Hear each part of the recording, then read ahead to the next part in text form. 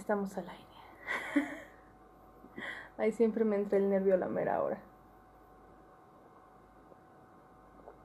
Les voy a ir platicando por qué se me ocurrió hacer este video, aunque fue cambiando de forma, porque al inicio, lo que motivó inicialmente este video es que la gente nueva tal vez no conoce muy bien lo que pienso, o incluso mi manera en la que he ido cambiando mi postura a lo largo de los años, así que quiero dejar en claro como hacia qué sentido va actualmente mi discernimiento. Hubo un suceso curioso en el cual pues critiqué el tema de la comunión en la mano hace poco, ni siquiera recuerdo exactamente cómo fue la publicación, pero al criticar yo la comunión en la mano, o sea, la obligación de comulgar en la mano, ya me acordé, con la publicación del coronavirus, que también muchos se ofendieron por eso. Una señora me dijo, cuidado, porque al negar obediencia a los obispos que mandan la comunión en la mano, está siendo como Monseñor Lefebvre, ten mucho cuidado con eso. Y yo así como, esto está extraño, como que, o sea, como que asumieron cierta postura de mi parte, o sea, estuvo muy raro. Yo dije, pues, ¿qué gente está siguiendo la página que no sepa de qué se trata la página? Entonces pensé que ya hacía falta hacer como una aclaración, y una aclaración más profunda, porque hay que profundizar algunas cosas y aclarar algunas cosas. Muchas gracias a todos los que ya llegaron: Jesús, Ángel, Vale, Fanny, Natalie, muchas gracias, y todos los demás. Quiero empezar denunciando un pequeño error de los tradis, y ya lo había yo hablado un poco en mi video de Cruzada Litúrgica 2, que es esto de criticar demasiado el Concilio Vaticano II en contextos que no son para hablar de ese tema, y que terminan cerrando a las personas. O sea, que llegan con la espada desenvainada gritando que el Concilio Vaticano II y que sí es un blasfemo y no sé qué, y las personas se quedan así de ¿qué onda? O sea, como de ¿qué?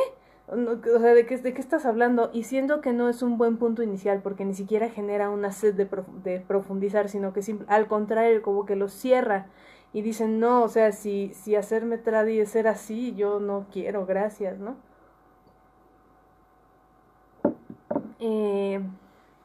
Hola, Pati, hola, Teresa. Y además de que no es un muy buen punto inicial, este tema de los tradis, muchos ni siquiera han leído el concilio, o sea, de ningún bando han leído el concilio. Yo creo que es una minoría.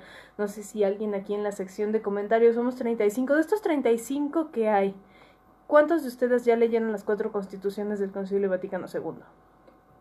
Yo, por mi parte, me leí las 4 constituciones ya al menos 2 veces. Una por la escuela y una por la clase que me invitaron a dar hace unos años sobre historia de la iglesia, y que me asignaron la última clase, que era la iglesia actual, o sea, como concilio y tiempo posconciliar me tocaba a mí. Y yo le dije a mi amigo, ¿estás seguro de lo que me estás pidiendo? O sea, como de ¿qué onda, no? Pero bueno, dijo que sí. Ahora, esa clase en fue para personas que no sabían de historia de la iglesia. O sea, yo tenía que hablar del Concilio Vaticano II y de la época posconciliar a personas que ni siquiera sabían que era un concilio. Entonces, para mí fue muy difícil planear esa clase. Vale dice que ella lo leyó, pero que es Dori. Jesús dice que le falta una. ¿Alguien más que haya leído el concilio? Entonces dije, ¿cómo voy a explicar yo las cosas a gente que no sabe absolutamente nada? Sin sonar tan agresiva. Y entonces quienes han llegado a ver ese video de la clase del Vaticano II pueden ver que no me pongo tan intensa, a pesar de que ya estaba como encaminada a reconocer que había cosas del concilio que no me gustaban. De hecho, de una vez lo digo así muy transparentemente, mi postura hasta ahora es la de Monseñor Schneider, que dice que es inadmisible que haya frases ambiguas, que son tan ambiguas que ya están como con medio pie en el error, y que sí deberían corregirse esos fragmentos del concilio. Pero eso no es algo que se pueda gritar en todo momento, hijos, porque lo primero que tendríamos que hacer antes de hablar con todo mundo sobre el concilio es limpiar el concilio. Y dije, bueno, ese va a ser el enfoque de la clase que voy a dar. Dije, vamos a limpiar el concilio, vamos a verlo como es, vamos a leer pasajes específicos del concilio para que lo conozcan y vean, ¿no? Como en qué sentido va, y que sepan reconocer la basura que le han puesto después de que dice esto o esto, y realmente no lo dice. Primero deberíamos al menos eso, o sea, promover que conozcan las 4 constituciones, sepan de qué hablaron, y ya luego confirmarles que no digan eso. Ese sería el primer punto. El decirles, no, el Concilio Vaticano II no habló ni de comunión en la mano, ni de monaguillas, ni de muchas otras cosas que la gente promueve y predica diciendo que el concilio lo decía. Pero entonces, bueno, inicialmente esto iba a ser mi video, o sea, iba a enfocarme un poquito en eso, así como de lo que Gina piensa del concilio, pero en eso estaba yo bien tranqui lavando trastes, y cuando estoy bien tranqui lavando trastes me pongo a ver videos. Y ya que tenía yo como que en el corazón hacer este video, vi un video de Taylor Marshall, un teólogo, ex sacerdote anglicano, gringo, tejano, que había leído y analizado la carta que Monseñor Viganó publicó el 10 de junio. Y pues me dejó así como un poco en shock, o me pareció muy interesante o crucial hablar del tema. Vamos a ver quiénes han leído. Teresa dice, no, yo no he leído las 4, pero sí he leído.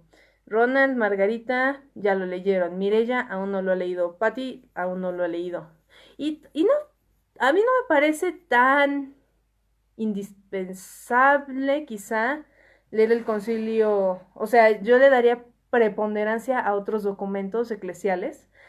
Pero si van a estar criticando el concilio, ahí sí. O sea, quien va a estar, así quien va a decir en voz alta el concilio tal, primero tiene que leerlo. Entonces, bueno, primero quiero resumir algunas ideas que el arzobispo Carlo María Viganó mencionó en su carta. Como ustedes saben, destapó la cloaca hace poquito de la corrupción en la Iglesia de Estados Unidos, que sí nos la mata en muchos niveles a como estamos nosotros en México, y que actualmente está hasta escondido, o sea, nadie sabe dónde está, pero pues envía sus cartas. Entonces, es interesante conocerlo, realmente es bueno, yo creo que hasta es útil tener como esta referencia de su postura, o sea, es bueno saberlo, ¿no? Que dista un poco de Monseñor Athanasius Schneider, y vamos a ver por qué. Primero dijo que menciona, de hecho en su primer párrafo dice, estuve leyendo la carta de Monseñor Athanasius Schneider sobre el error del Concilio Vaticano II respecto al derecho natural a la diversidad religiosa, me pareció muy interesante, o sea, como que comienza haciendo una referencia a Monseñor Athanasius.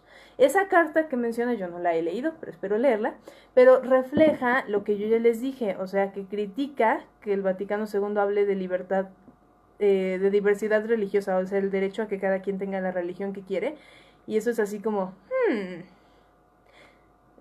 hace un conflicto real con lo que la Iglesia ha enseñado hasta ahora. De hecho, podríamos hacer luego un video enlistando así como de los puntos que se han encontrado problemáticos del concilio y por qué, y pues ustedes decídanlo, o sea, es una cuestión de conciencia, pero es una decisión que se debe hacer haciendo mucha investigación y lectura previa. Entonces, esa es mi postura hasta ahora, como les decía, repasar esos puntos conflictivos. Y entonces él empieza a hablar de algo, o sea, como que llega así como directo a la yugular, y empieza a decir, hay que entender que hay una relación causa-efecto entre los principios que enunció el concilio, o que el concilio implica, o sea, aunque no los enuncie, los implica, y sus efectos doctrinales, morales, litúrgicos, ¿no? Por ejemplo, lees sobre esto del pluralismo religioso, que en sí no está en las constituciones, sino aparte en Nostra Aetate, que es una cosa chiquitita, y que en teología fue casi de las primeras cosas que yo tuve que leer.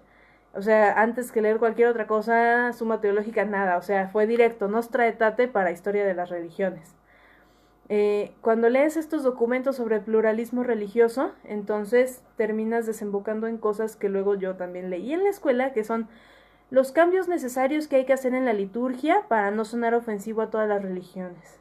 Vamos a profundizar en este tema más adelante en el video, o sea, en cuanto a mi experiencia con este tipo de teorías. También mencionó la declaración de Abu Dhabi, que tienen que verla también, o sea, es un documento reciente. Y su abuelito, el abuelito de esta declaración, que es el encuentro de Juan Pablo II en Asís. Entonces, todas estas manifestaciones interreligiosas muestran que en realidad lo que llaman la hermenéutica de la continuidad tiene un éxito dudoso. Ahora, ¿qué es la hermenéutica de la continuidad? Para los que no estén familiarizados con el término, hermenéutica es como explicación. Explicar algo, esa es la hermenéutica. Hermenéutica de la continuidad es la que dice que el Concilio Vaticano II debe interpretarse a la luz de la teología anterior. Entonces, que si tú lees un pasaje en Vaticano II que te parece ambiguo o que te parece que es erróneo, no te asustes, mantén la calma y revisa los documentos previos. Y entonces, a la luz de los documentos previos, tú interpretas el Concilio Vaticano II de una manera correcta y ya no hay error ni ningún tipo de problema. Han habido muchas personas con esta postura de la hermenéutica de la continuidad, es decir, gente que cuestiona de alguna manera la claridad del concilio, pero intentan como que ponerlo en un sentido así como unido a la teología previa. Por ejemplo, Joseph Ratzinger, es decir, el Benedicto XVI, o sea, Romano Amerio, Luis Buller, Julio Membiel, Cornelio Fabro, Jacques Maritain, al final de su vida y muy tímidamente, Leonardo Castellani, el matrimonio von Hildebrandt, Brunero Gerardini, como ya mencionó Valepac, con el Rin desemboca en el Tíber, y el sacerdote que me ayudó a hacer esa lista que les acabo de decir, pero que prefiere mantener el anonimato, y no me cabe duda que hay más sacerdotes en la situación de este sacerdote que me ayudó a darme esta lista. Ahora, yo le pedí que para esta lista de gente que acabo de decir, me dijera pura gente que no fuera ni sedevacantista, ni benevacantista, es decir, de los que dicen que Benedicto es el verdadero papa, y finalmente que no fuera nadie de la fraternidad de San Pío X. ¿Por qué? Para que vean que no es un asunto de la fraternidad San Pío X y que dejen de pensar que nada más por criticarlo ya estás de lefebrista, entre comillas, independientemente del tema de la fraternidad, que en este momento no los omito para criticarlos, sino que los omito para justamente mostrar que no es un asunto de que ya estés cismado, alejado, excomulgado, o sea, es como, a ver, tranquilícense, y de hecho, así viéndolo fríamente, la fraternidad estaría en lo correcto, de acuerdo a lo que dice Viganó. Entonces, aguas con ese tema. Pero bueno, y toda la fraternidad San Pío X podría ser el final de este párrafo que acabo de leer.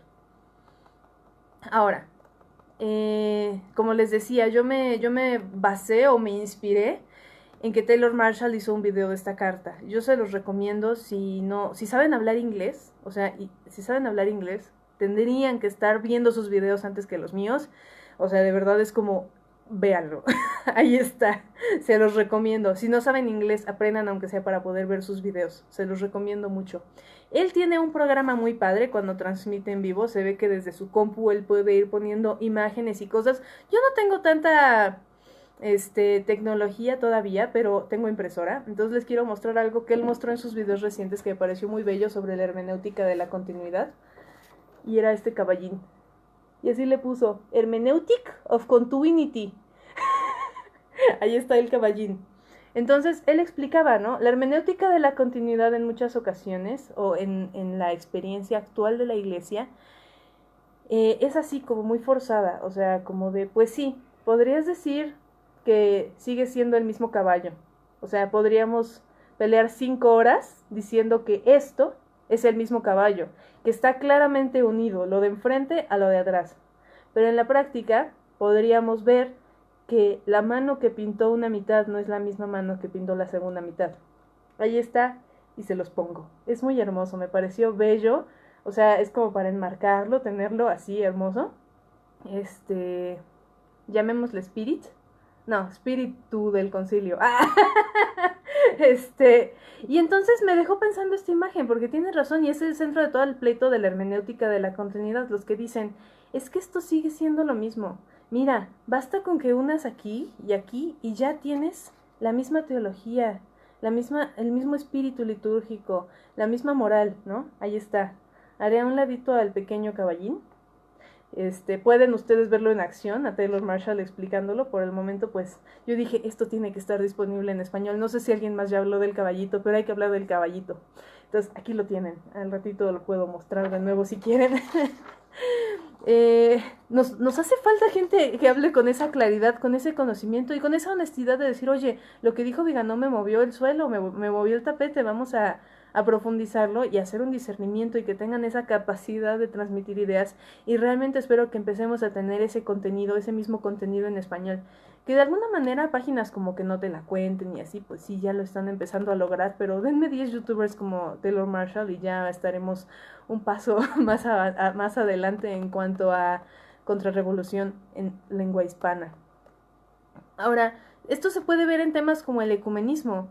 Antes, el ecumenismo era como todo muy explícitamente orientado a que la gente se convirtiera y ahorita como que ya está planteado hasta de una manera opuesta a la anterior.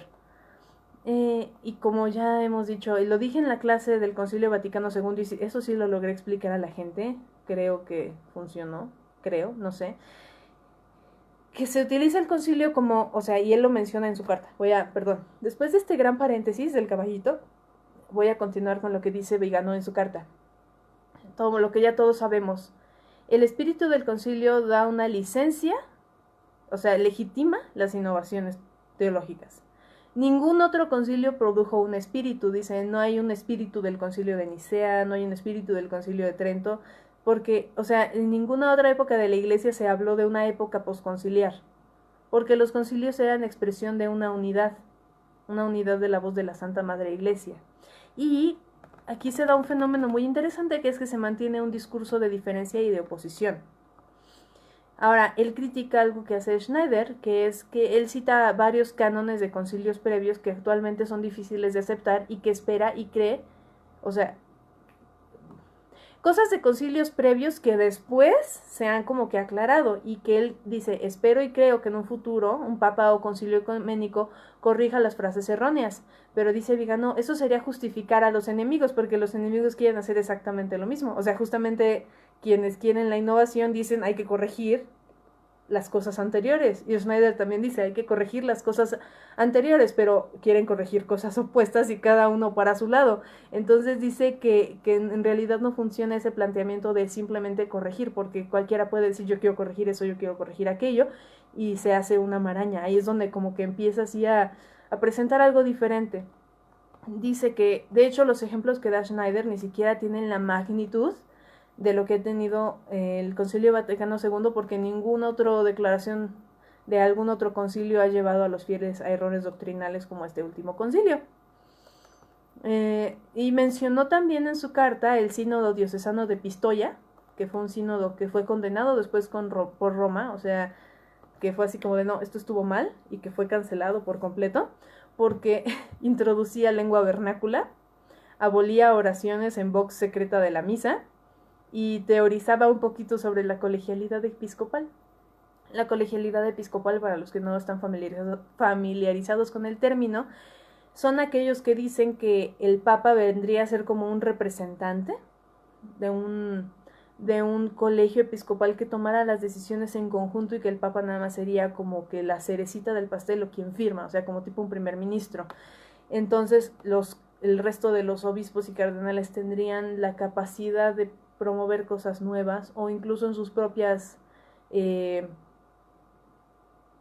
conferencias episcopales, promover cosas particulares para su diócesis, como han escuchado quizá que dicen los alemanes. Y entonces dice que es sorprendente, a Vigano le sorprende que dice, miren, qué interesante, ese sínodo que fue condenado por decir eso, termine manifestándose de manera aumentada en Vaticano II. Esperen, déjenme tomo agüita, que eso estuvo muy intenso. Entonces, Por ejemplo, con todo este tema interreligioso, ¿no? Alguien con hermenéutica de la continuidad podría decir, ¡oh! ¡Qué bonito el Papa con chamanes! La iglesia congregando gente a la verdad. Y termina desembocando en obispos procesionando con la Pachamama, ¿no? Y la mayoría del clero actualmente creyendo que la fe católica ya no es necesaria para salvarse.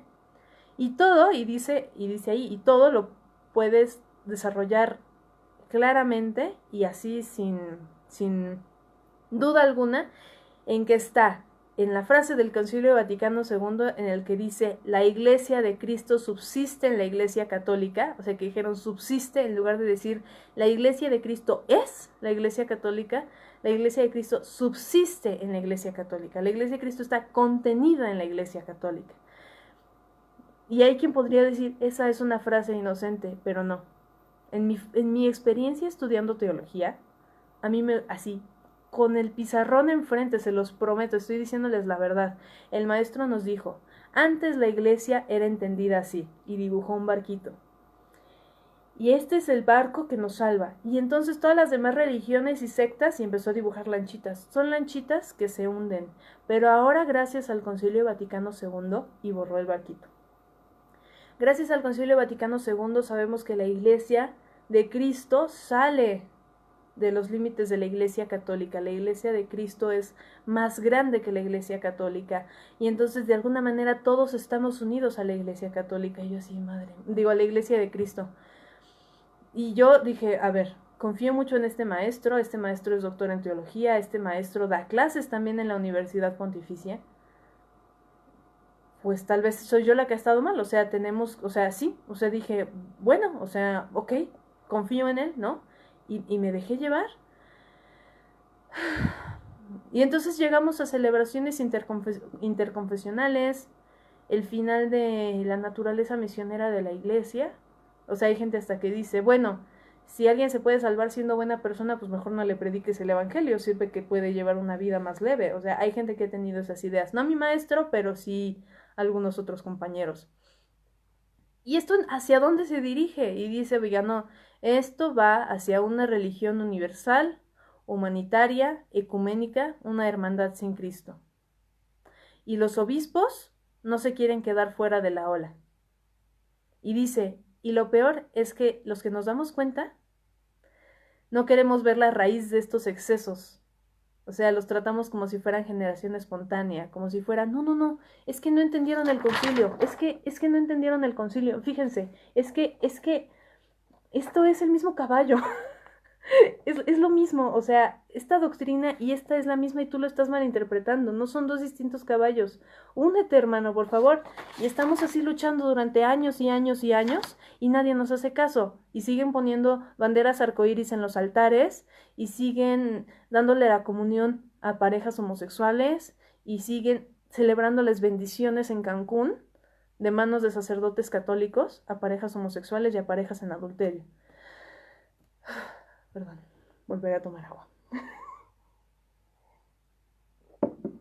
Entonces tenemos una liturgia protestantizada, a veces paganizada, gracias a nuestra amiga la Pachamama. Permitir que las conferencias episcopales hagan y deshagan con Amoris Leticia. Y así, no empieza a decir nombres y nombres y nombres de documentos, o sea, que dice, a ver, es evidente que este problema viene de este documento, que este problema viene de este documento, y hacernos los ciegos ya es como, ¿qué te pasa, no? Y entonces opina que es de alguna forma la ingenuidad de quienes enviaron las dubia esperando que el Papa Francisco entendiera, corrigiera y se disculpara. Bueno, y entonces el concilio ha legitimado desviaciones, dice. Eso es lo que él dice. Ahorita me estoy enfocando, para los que acaban de llegar, estoy leyendo una carta de Monseñor Vigano. No refleja exactamente lo que yo piense, pero voy a respaldar algunas cosas que él dice con mi propia experiencia.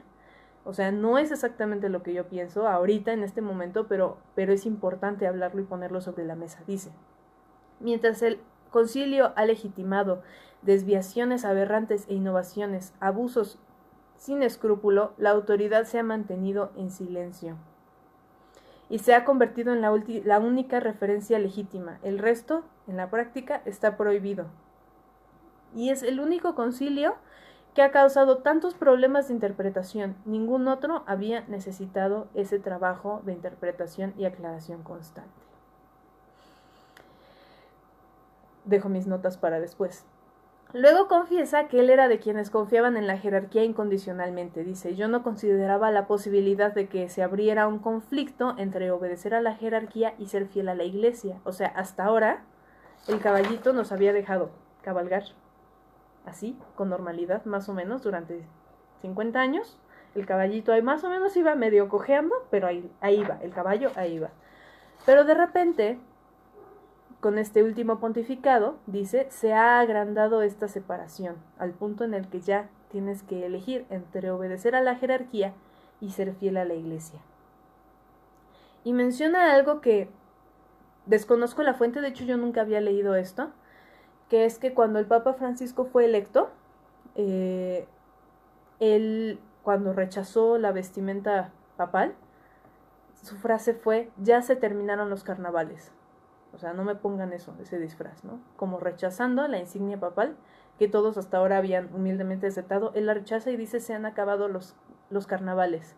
Y dice, quizá tiene razón, porque curiosamente se han caído las máscaras de muchos, o sea, se han caído los disfraces de muchos, que finalmente han sido liberados por haber elevado a alguien que encarna sus ideales de revolucionar la iglesia, malear la doctrina, adaptar la moral, adulterar la liturgia y hacer disciplina desechable.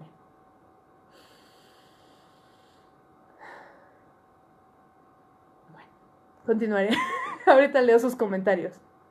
Y dice, Benedicto XVI había debilitado la aplicación obvia del Vaticano II, con la hermenéutica de la continuidad, incluyendo la aclaración hecha en Summorum Pontificum, el documento del que, bueno, todo tradi sabe lo que es Summorum Pontificum, pero bueno, quien no esté enterado, pues es justamente la carta en donde él aclara que se puede celebrar misa tridentina de una manera totalmente libre y sin pedirle permiso a nadie. O sea, un sacerdote que quiere celebrar misa tridentina la celebra y ya, no necesita el permiso de ningún obispo, puede hacerlo.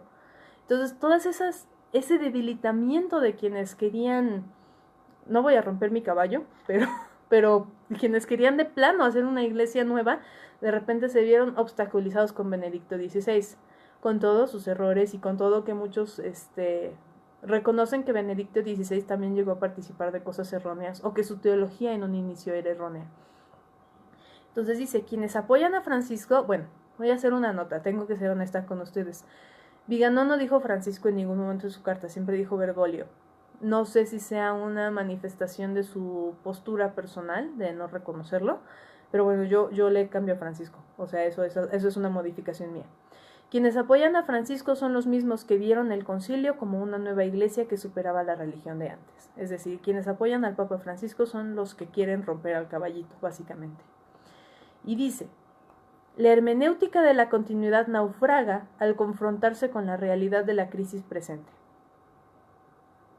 Lo repito. La hermenéutica de la continuidad naufraga al confrontarse con la realidad de la crisis presente. Es decir, muy bonita tu teoría, pero en la práctica es como un choque que la rompe, o sea, la rompe. Se construyó una iglesia paralela opuesta a la de Cristo. Es una entidad espuria que corresponde al deseo de una religión universal masónica, filantrópica, que niega al Dios verdadero.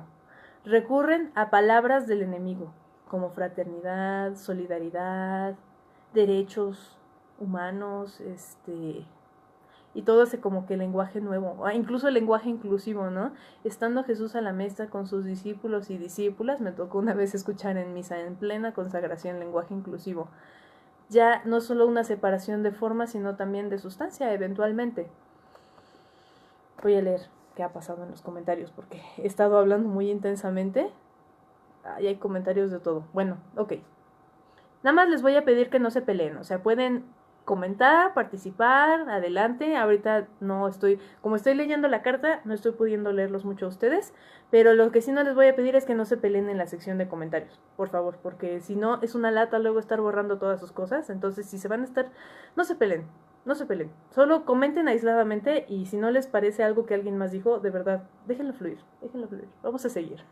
Democratización de la iglesia, ese es otro tema importante, es en el camino sinodal, ¿no? Todos estos sínodos en los que, ¿tú qué opinas, obispo? ¿Tú qué opinas, obispo? ¿Tú qué opinas, obispo? Y así como que todos obispos opinen, por favor. La legitimación de un discurso políticamente correcto. Y entonces él dice, si no se reconoce que el concilio puso los principios, será imposible encontrar una cura. O sea, él está diciendo ya, destierra la idea de hermenéutica de la continuidad, eso no está pasando y no va a pasar. O sea, tienes que ya reconocerlo. Dice, es un tema de honestidad intelectual y reconocer que hemos sido llevados al error. O sea, él habla en primera persona, hemos sido llevados al error.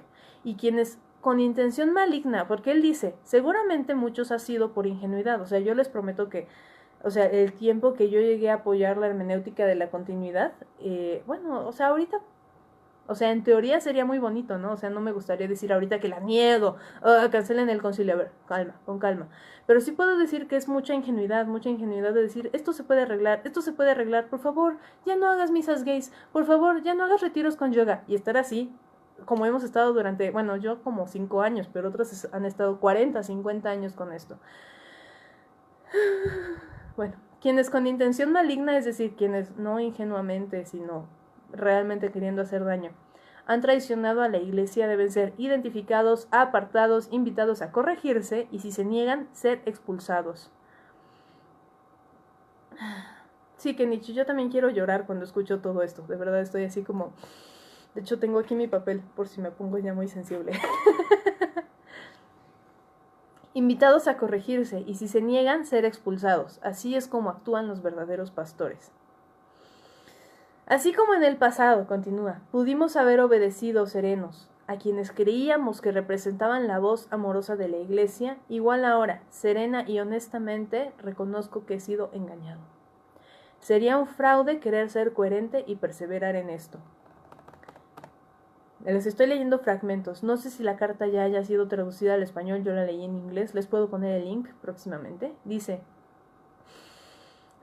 échenme buenas ondas porque de verdad...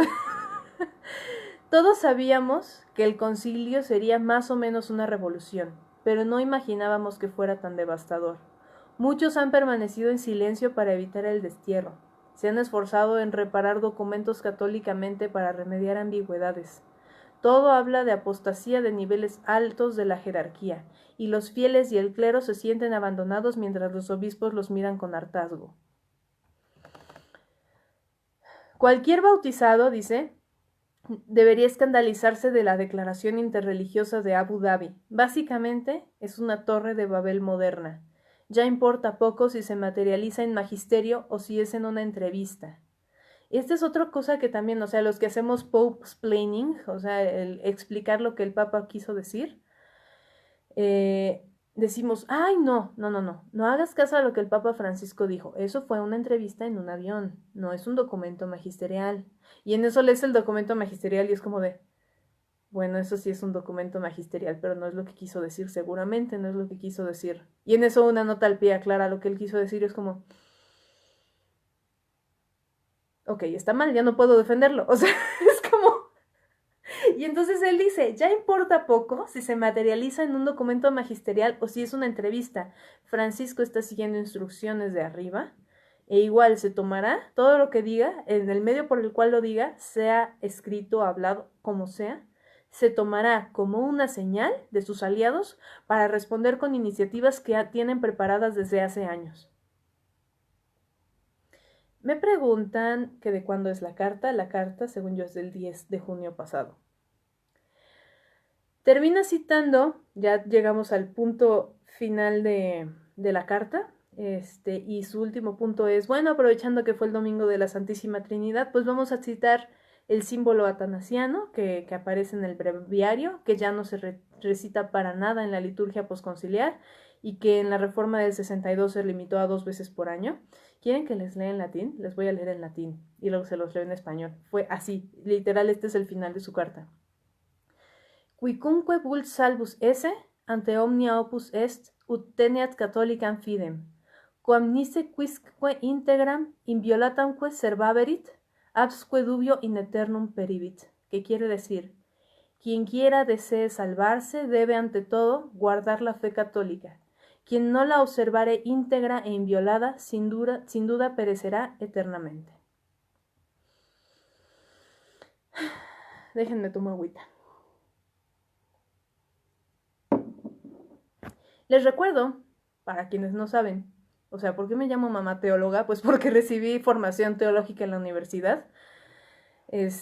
Oficialmente soy licenciada en ciencias religiosas, porque así le llamaron, aunque mi tira de materias se parece más a teología que a ciencias religiosas en algunos aspectos, pero bueno, no entraremos hoy en el debate de si soy teóloga o no. Simplemente diré, recibí formación teológica profesional en la universidad, con una gama de posturas de los maestros. O sea, hubo cosas muy variadas. O sea, por un lado, mi maestro del que compartí hace rato, George Edwards, que fue mi maestro de Cristología Bíblica, que asiste a la Fraternidad San Pío X y por el cual fui yo a mi primera misa tridentina con ellos, que fundó una Schola Cantorum con unos filósofos medio ateos y algunos de ciencias religiosas, y que ha hecho muchos esfuerzos por... De hecho, muchos alumnos suyos se han convertido. Entonces, gracias maestro, ahí lo tengo, con sus ideas raras y todo, ya saben, nadie es perfecto, pero él era como que, sería como el que está en el extremo tradi de los maestros que tuve, pero era el único. Los demás eran más de la postura del caballito, hermenéutica de la continuidad, y abiertamente progresistas. Entonces vamos a hablar primero de mis maestros serios. Por ejemplo, este maestro que yo les decía que daba clases también en la Pontificia y que me dio varias materias, me dio síntesis teológica, también me dio antropología teológica al principio y teología sistemática. Lo dije en total desorden, lo dije al revés totalmente. Pero bueno, ese maestro que era de los de la hermenéutica de la continuidad fue el que en una misa con todos los alumnos de ciencias religiosas en nuestra hermosa capilla redonda con altar al centro de la universidad, nos hizo que fuéramos a comulgar por propia mano y dijo, estoy con adultos en la fe, pasen y sírvanse, o sea, ustedes comulguen, acepten a Cristo, ¿no? Ese era mi maestro más serio después de Georges, o sea, imagínense. Sí se insistía, por ejemplo, en repasar documentos antiguos, preconciliares, pero esos mismos maestros nos daban a leer textos de Ranner, de Bultmann. Hay una serie de libros que se llama Mysterium Salutis, que es como o sea, si son tabique tras tabique tras tabique, de teólogos reinterpretando la teología a la luz del Concilio Vaticano II. Yo tenía que hacer mis tareas usando esos libros. Como de antes, el planteamiento del dogma de la Santísima Trinidad era así y así y así. Pero yo lo interpreto actualmente como la conciencia divina que se bla bla bla bla bla, palabras en alemán, bla bla bla bla bla, así. Eso era Mysterium Salutis. Y yo así como de, no entendía nada, tenía que hacer mis tareas con eso. Puedo decir con sinceridad que en toda mi carrera no leí un solo punto de la Summa Teológica. Tal vez en otras universidades de teología sea diferente, pero esto es lo que está pasando en la Ciudad de México, como si no existiera nada previo, puro texto posconciliar, puro texto posconciliar. Entonces, mi experiencia con la hermenéutica de la continuidad es esta. No es tan natural en la praxis, no es natural la hermenéutica de la continuidad. Me enseñaron muchas herejías. Ahora, esto de los maestros que eran más o menos decentes, o sea, que todavía tenían una esperanza de unificar, ¿no? Con lo anterior, la maestra de liturgia era como de, no, es que muchos piden un concilio Vaticano II y no han ni siquiera, un Vaticano III y ni siquiera han aplicado bien el Vaticano II, ¿no? Y mientras todos mis compañeros de la teología de la liberación así de, vieja ridícula.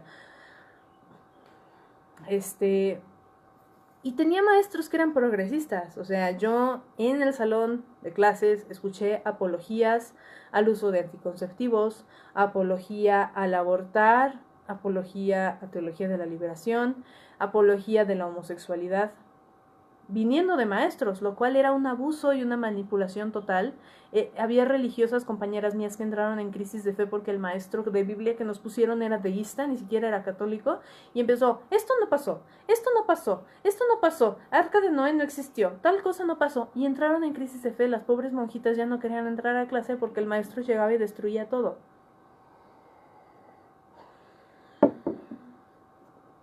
Tuve una maestra que era ex monja, pero que se casó con un chavo de la pastoral juvenil, y y se rió de mí porque en mi luna de miel fui a misa. Y me dijo, ¿la luna de miel? ¿Cómo vas a misa en tu luna de miel? No, se ve que tú sí te vas muy en serio con la fe.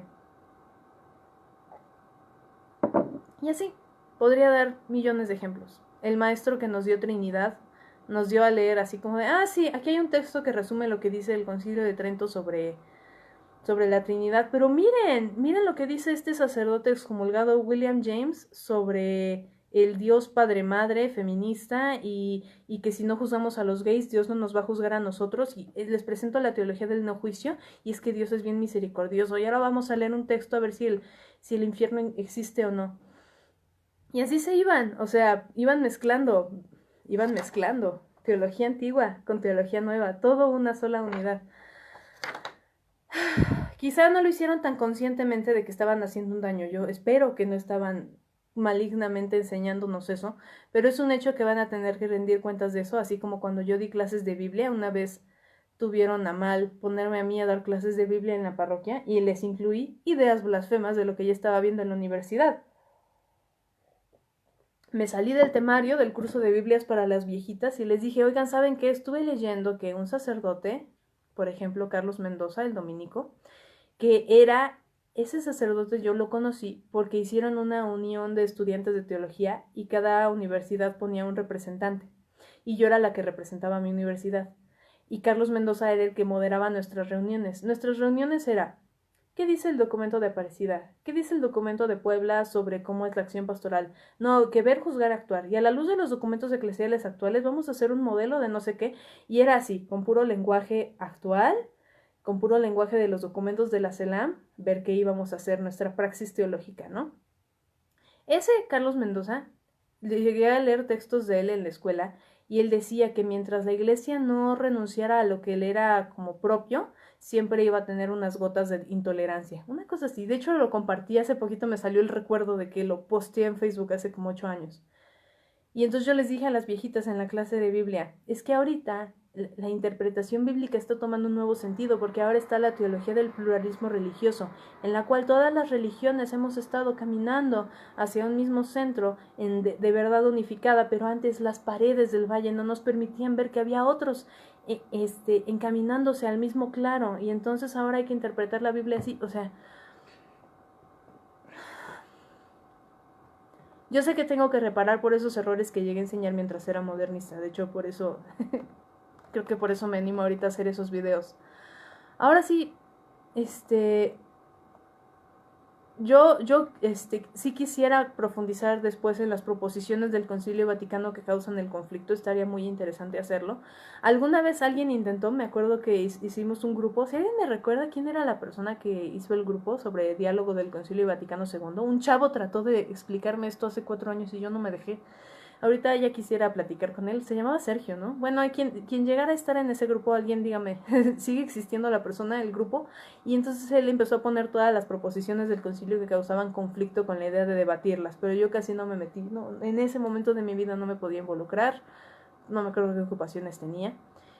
Lo que sí les puedo decir yo, de mi postura personal, yo, con mi esposo, juntos, hemos decidido personalmente no adherirnos a movimientos que no estén en una comunión clara con la iglesia, o sea, con la iglesia jerárquica, lo cual sonaría medio baboso con lo que hemos estado diciendo de Viga, no, pero ténganme paciencia, es un proceso, es muy difícil para mí, o sea, realmente es algo muy difícil de discernir, por lo tanto, y yo siempre se los he dicho, es una decisión de conciencia y respeto a quienes toman una decisión diferente a la mía, pero mientras yo no agote las posibilidades de denunciar, enseñar y corregir dentro de la iglesia oficial, hay que luchar porque dentro de la iglesia sea de donde surjan las correcciones, o sea, de la iglesia, como quieran llamarla, iglesia oficial, si quieres decirle.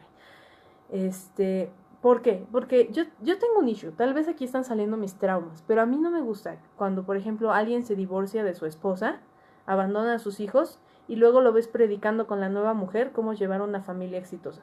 Puede que tenga razón, sí, puede que tenga razón, pero para mí, esa es la autoridad, para mí, esa es la autoridad de quienes se salen de la iglesia para criticarla. Entonces, aunque sea con silenciamiento y barreras, yo prefiero hacer un trabajo aquí, poco a poco.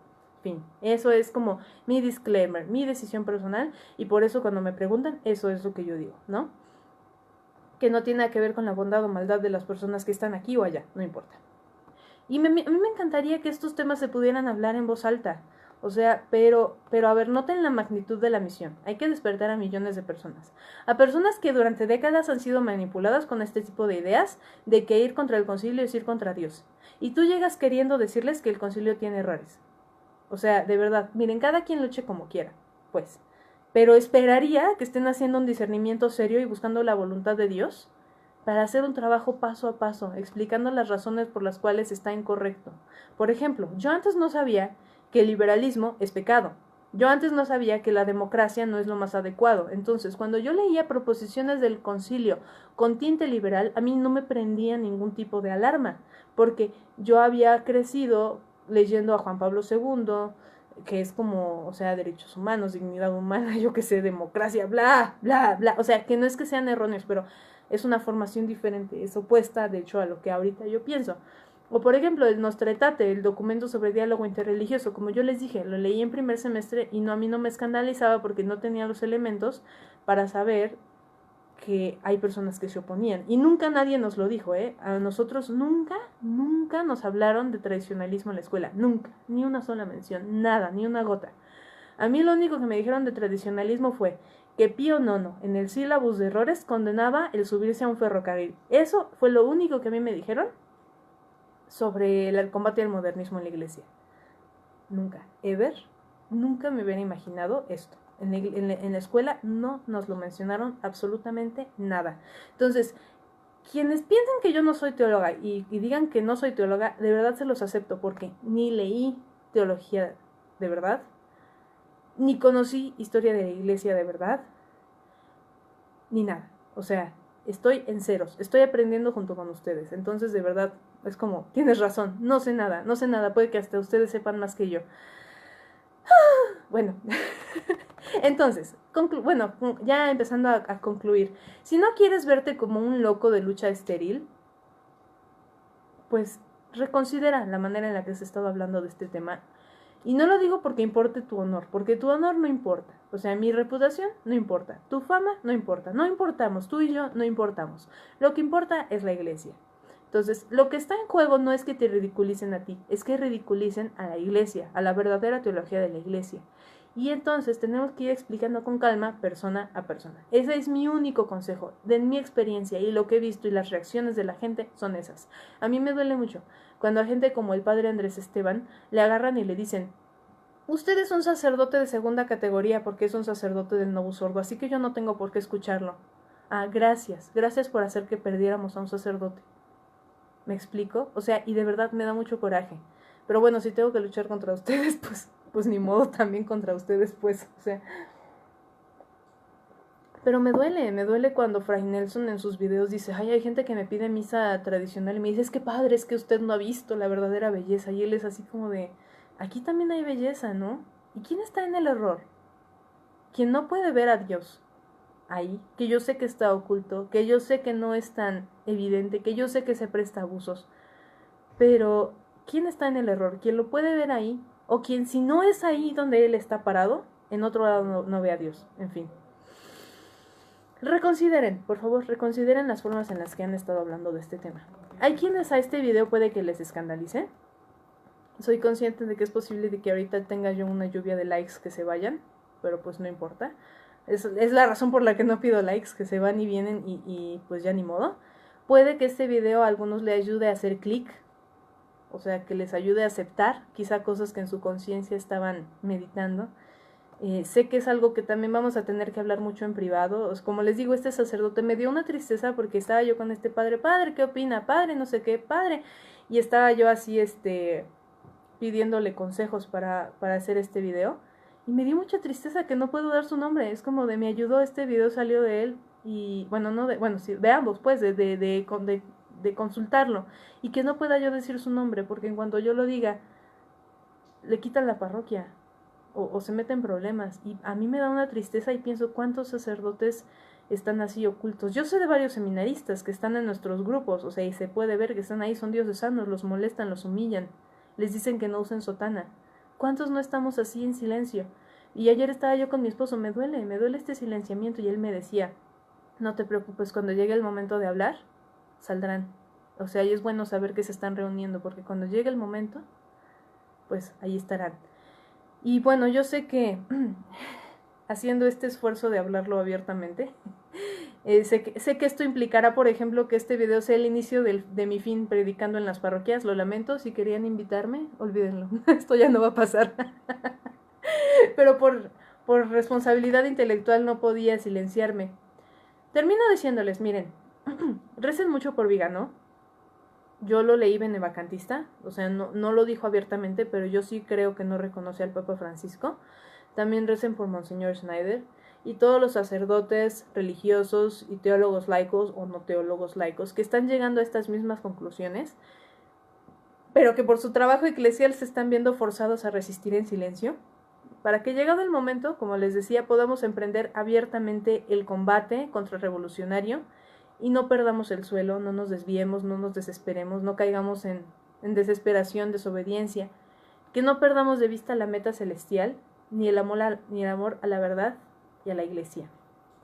Y pues, no sé a qué costo, pero ahora ya saben que cuentan conmigo y mis oraciones.